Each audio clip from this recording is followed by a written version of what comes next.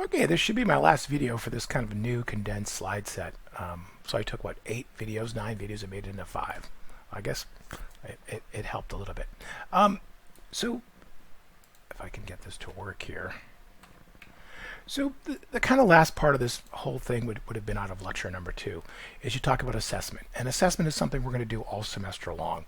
It's not enough to know or have an idea how much people should be eating, how they should be eating, balance, variety, moderation, etc. Fixing the food supply a little bit, fortification and enrichment, and then giving people information to be able to make choices, whether they use that information or not. You have to have some... You do all that for your patients, especially in the fields of nutrition and medicine, and then you have to ask questions. Does it make a difference, right? And so you have to measure things. I tell my patients, if I was a doctor, I'm not an MD, to eat this amount of food. Iron is a good example, and yet my young patient keeps coming back and he or she is still anemic. What am I doing wrong, right? So you need a way to assess. First thing you have to do is a family history. They do this in every part of medicine. We do this in nutrition.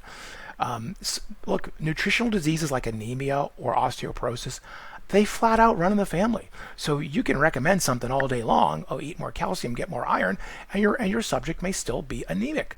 Cancer runs in the family. Heart disease runs in the family. So should a family that has naturally high bad cholesterol, should they be eating differently? You got to know those kinds of things. What family history really is, it's a genetic question. We just don't have the means to test everybody's genetics right now, so we're doing family history. That's what it really is. Height and weight, right? That's the minimum. As we get longer into the semester, you'll see that there's other ways to get at that, like percent body fat, percent muscle. Where do you carry your fat? Where you carry your fat matters. So that's another important assessment technique. Physical examinations. These don't matter as much anymore in modern medicine.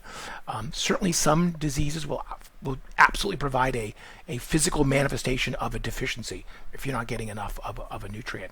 But for most of the things we're going to talk about this semester, blood sugar, cholesterol, inflammation, these are things you can't see.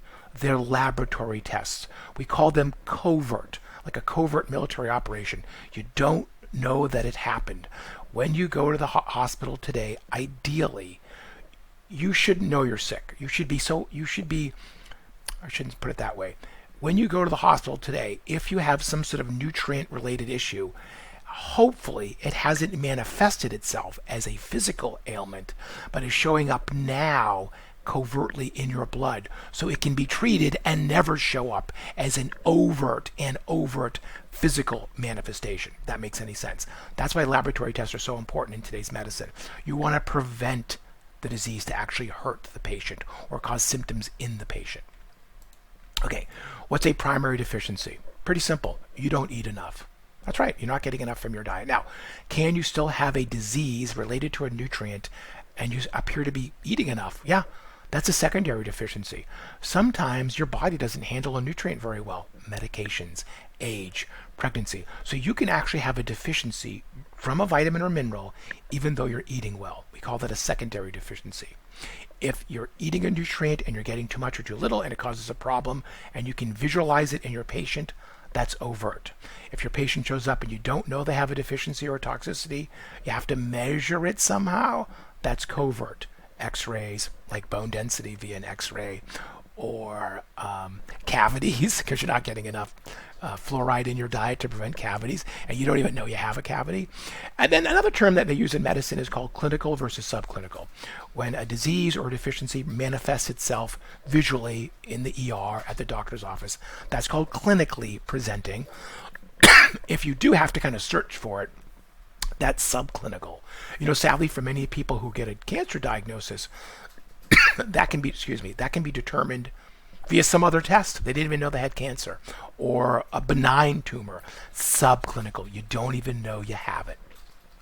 Okay, the last part of this is the idea that you're taking a nutrition class, and there are some diseases like anemia or osteoporosis, which are flat out nutrient related, right? You're not getting enough of a nutrient in the diet.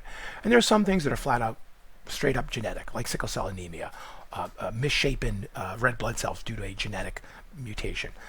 Most of the things that you worry about that are diet related, they fall somewhere in between. It's diet and genetics. The problem is this. Many things are genetic, and if we knew everything that was just genetic and we had everyone's DNA in a database somewhere that's called nutritional genomics, then we would know everyone's disease profile based on their genes. Unfortunately, that's not the way it works, because you can carry other types of mutations or changes which are not DNA related. That's called epigenetic.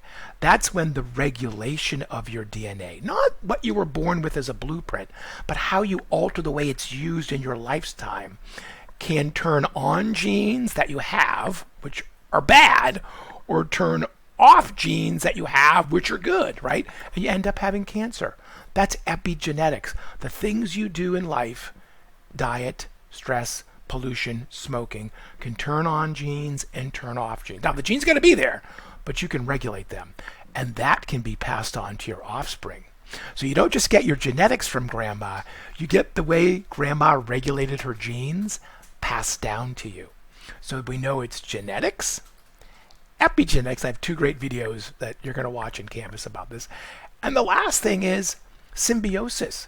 You are not you. You are loaded in friendly bacteria that regulate your GI tract, your sinus passages, probably your skin, your ears, your eyes. Some are good, some are bad. They're in a kind of a bit of a battle every day.